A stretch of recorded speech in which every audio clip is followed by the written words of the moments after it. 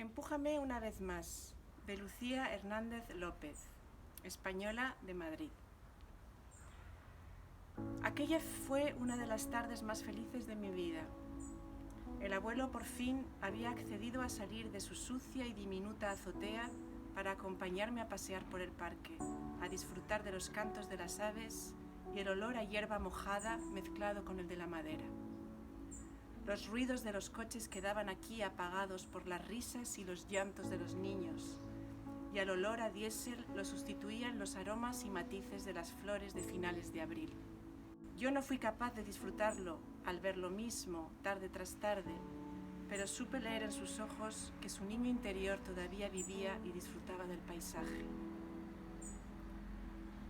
Y así, mi manita sobre la suya sobre el bastón, entramos en el parque.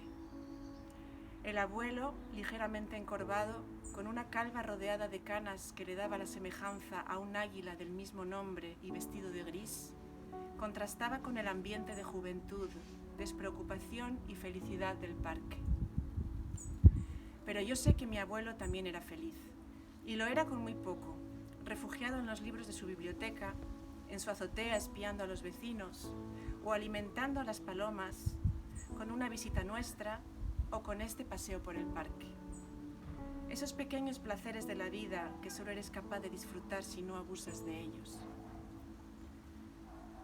Yo, impaciente de mí, corrí hacia mi columpio de siempre sin esperar al abuelo que, por más que lo intentara, no era capaz de seguirme el ritmo.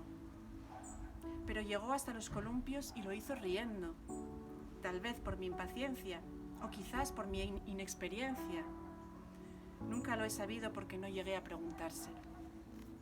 E hizo lo más maravilloso que podría hacer. Me empujó en el columpio.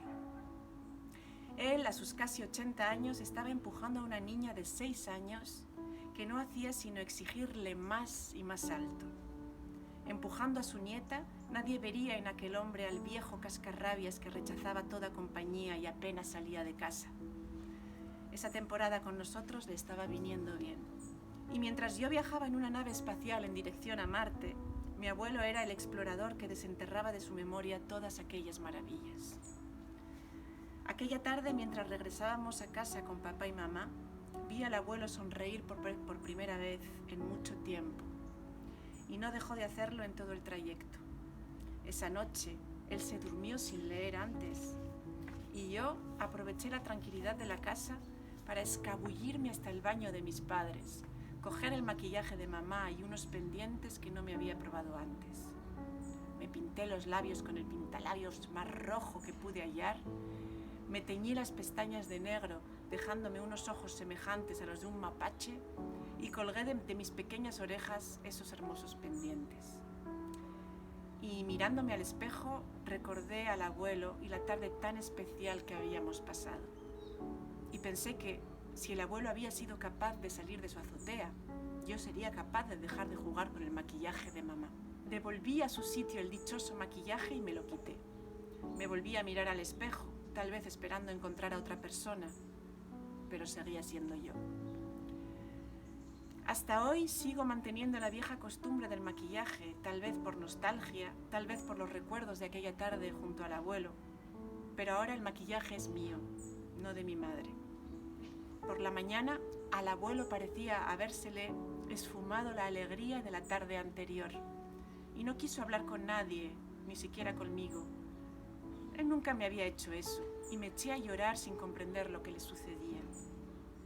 Tal vez no le ha gustado el paseo por el parque, pensé con desesperación. Decidí ir a hablar con él porque yo quería estar con él, y me parecía injusto que él no quisiera. No comprendía a mi temprana edad que hay veces en las que los adultos no desean ser molestados. Gripe aviar. Esas dos palabras aún caen sobre mí como una losa, aplastándome a mí y a todas las posibles aventuras con el abuelo que jamás pudimos buscar. Mi abuelo contrajo gripe aviar y se lo comunicaron la misma tarde del paseo en el parque a nuestra vuelta. Si lo hubiera sabido, quizás no le habría permitido volver, pero esas cosas no son predecibles, al menos para una niña de apenas 6 años. Tal vez, si hubiese sido más mayor, Habría notado la constante tos que le perseguía o su dificultad para respirar, pero entonces se lo atribuía a su avanzada edad. La culpa de eso, aún pienso a veces, fue de las malditas palomas a las que alimentaba. Por aquel entonces yo tampoco entendí demasiado bien lo que aquellas dos palabras significaban, pero sí me hacía una idea de lo que implicaban. Muerte resonaba una y otra vez en mi mente. Lo recuerdo como si fuera ayer. Y ya se sabe que los niños nunca mienten. Apenas 2 días después de aquella maravillosa tarde en el parque, al abuelo lo ingresaron en un hospital cercano a casa. Solo me dejaron ir a visitarle una vez para despedirme de él, aunque eso lo descubrí después. Enfilé el pasillo en el que se encontraba su habitación, un pasillo largo, liso, blanco y resbaladizo que se me antojó frío.